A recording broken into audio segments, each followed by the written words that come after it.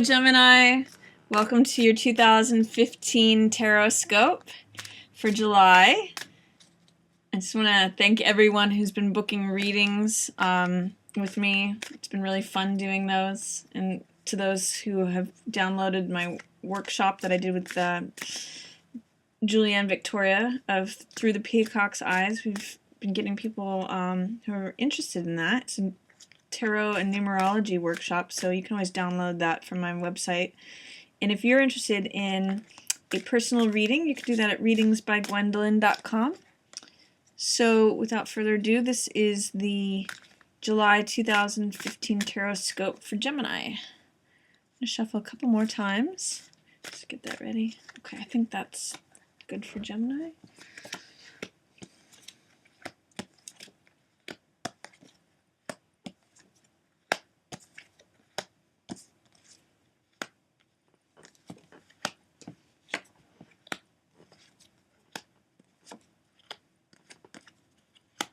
Okay, so Gemini, the very first thing that I'm seeing here, kind of interesting, different parts of the month.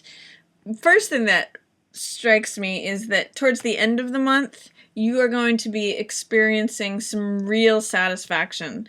You know, Empress is here. She's a card of satisfaction, abundance, vitality.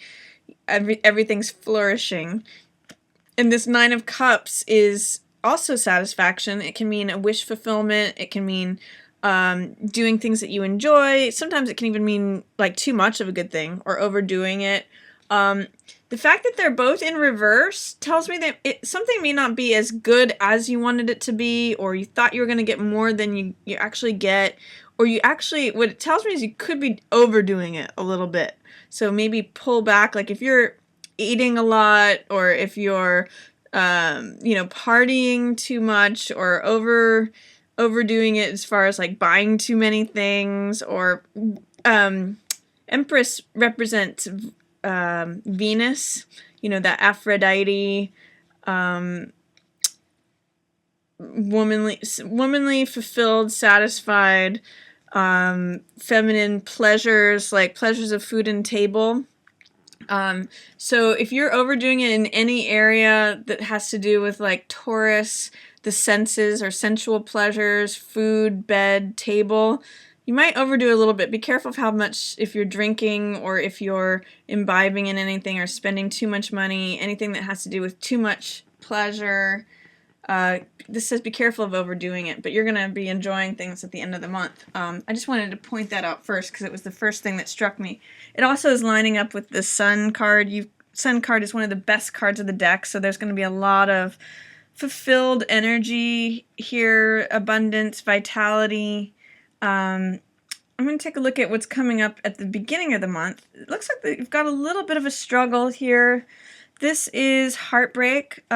Three of Swords is traditionally like heartbreak or indecision or something that really just didn't go your way, something that's like hurting you, or third wheel energy, indecision and worry.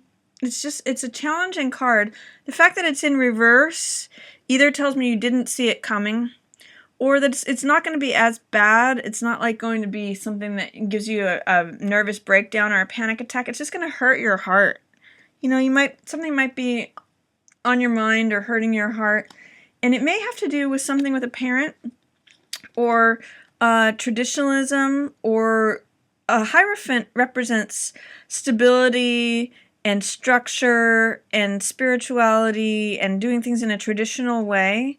So there may be something that has to do with having to do things in a spiritual way, or an authority figure that, is kind of being rough on you or disappointing. This is, Three of Swords can be disappointment. It's not a major disappointment because it's not upright, but, there's some sort of way in which an authority figure is disappointing to you, or is cause for disappointment, or a way in which tradition is holding you back, or you thought that you were going to be able to do something innovative, but they said, no, it has to always be done the same way that it's always been done. So there's something that's heavy on your heart at the beginning of the month. It might have to do with struggles at the home. You know, it might have to do, Seven of Wands is traditionally struggle, and or fighting something, or standing up for what you believe in, some sort of like noble fight.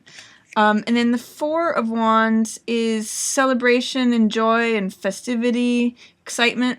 But because these two are in reverse, it just feels like struggle in the home. Instead of celebrating and being excited and having joy, there's just like this tension is what it's showing me, and you're kind of feeling like you have to fight the fight. And someone's saying, no, this is the way it's always been. You know, you got to do it that way. You got to follow tradition, and this is what traditional roles are saying. And this person's in a place of authority, so you're kind of feeling a disappointment by that, or you're feeling like there's something on your heart about that. In the middle of the month, you have Hanged Man, Page of Wands, Queen of Wands, and Sun. You know, because these three cards are fire cards, I'm seeing there's some kind of maybe reunion, or a way that you've been able to work it out. If there was challenge and difficulty in the home, Page of Rods and Queen of Rods are kind of like making up. He's looking at her, and she's, you know, doing things, and she's very attractive, and she's willing to speak her mind, and she's very bold and courageous, and, you know, does things in her own way. And the Sun being next to them says, okay, here's these two people who have worked it out. And maybe they've taken off all of their garb of, like, you know, feathers in their hat and crowns, and they're just being people. So maybe what it is that there's some sort of thing about traditional roles, or things always being the way they were. But they do come to like a unified place in the middle of the month. So if you're having troubles with your spouse or someone in the home or your child, oftentimes Page of Rods can be a younger person. So if there's a younger person that is giving trouble to the mother, or, you know, is acting like a boy or acting like a young girl, don't worry, there's going to be a reconciliation with this Sun energy. And Hanged Man says, you know, there's some enlightenment in just doing things your own way. And even when you're feeling upside down, you know, if you just take a moment to just be who you are and not worry too much about it, Hangman will bring you some enlightenment. And it also echoes the Sun. Like, usually there's a halo around Hangman's head, and the Sun tells me you're gonna get there through just marching to the beat of your own drum. You don't necessarily have to follow all the rules of Hierophant. You can be who you are. That's what Hangman says, is like, just, you're comfortable just hanging out. You don't need everyone's approval. You can just be at peace there. And that by doing that, that's where all this reconciliation comes from. You don't necessarily want to follow all of these rules. There's something that's challenging for you about that. But if you just do your own thing, reconciliation will happen. And then towards the end of the month, there is this proclamation of love, or willingness to wear your heart on your sleeve. Knight of Cups does that. He's someone who says, you know, I'm willing to speak my mind. I'm willing to speak about what I feel. I come with a message of love. And even though this Hermit feels a little bit isolated, he may not, when Hermit is in the upright position, he's willing to look at the truth, and he's willing to dig for the truth and do whatever it takes to find the truth. When he's upside down, what it means is like isolation, and not necessarily a willingness to look at the truth. But even so, having spoken your mind, or saying what's on your heart, is really going to give you a sense of satisfaction. It's really going to give you a sense of, I feel complete, I feel whole, I feel like I got a wish that was fulfilled. It may not be exactly the way you wanted it, because, you know, wish fulfillment in the upright position means you get what you want. This is upside down, so you may not get everything you want or the way you wanted it, but you're still feeling pretty fulfilled. And I'm going to say that's from having spoken your heart.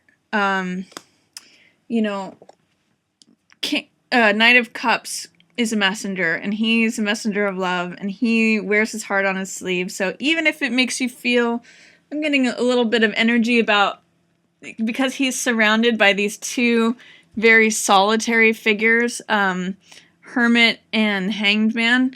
There's a way in which you're kind of like going out on a limb, or you are feeling like you're all on your own by being, and you feel like maybe you will be singled out or isolated, or you will be alone by saying what's on your mind, or giving this message of love. By doing it, it actually leads you to a greater place of fulfillment and satisfaction.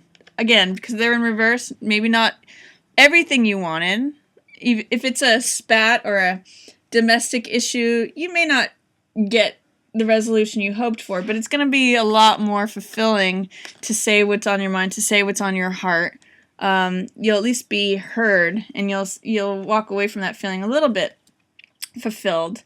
So, whatever challenges appear for you at the beginning of the month, Gemini, just be your own person.